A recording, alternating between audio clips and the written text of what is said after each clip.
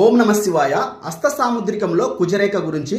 So ఇది జీవిత రేఖ అనమాట. అంటే చూపుడు వేలికి అలాగే బొటన వేలికి మధ్యన ఇలా పాస్ అయిపోయి ఉంటుంది. దీన్ని జీవిత రేఖ అంటాం.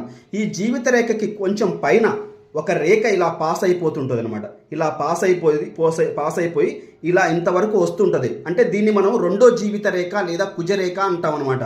సో ఈ రెండో జీవిత రేఖ ఎవరికైతే ఉంటుందో, ఒకవేళ ఈ మెయిన్ జీవిత రేఖ అనేది ఇలా కట్ అయిపోయేసి మళ్ళీ ఇక్కడ నుంచి స్టార్ట్ అయిపోయినప్పటికీ ఈ రెండో జీవిత రేఖ అనేది ఇలాగా దీనికి ఇలా కంకణ రేఖ వరకు తాకినట్లయితే ఈ రెండో జీవిత రేఖ వాళ్ళకు ఆయుర్దాయము చాలా చాలా బాగుంటుంది. ఒకవేళ ఇది ఫెయిల్ అయినప్పటికీ ఈ రెండో జీవిత రేఖ, దీన్ని కుజరేఖ అని కూడా అంటాం, రెండో జీవిత రేఖ అని కూడా అంటాం. ఈ జీవిత రేఖ, రెండో జీవిత రేఖ కుజరేఖ ఉన్న వాళ్ళు చాలా చాలా అదృష్టవంతులు.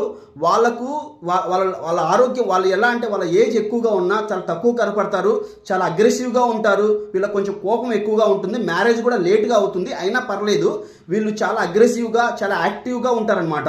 సో ఇలాంటి వాళ్ళు చాలా అదృష్టవంతులు. ఇన్ కేస్ ఏదైనా యాక్సిడెంట్ జరిగినప్పటికీ వాళ్ళు అందులోంచి బయటపడుతూ ఉంటారనమాట.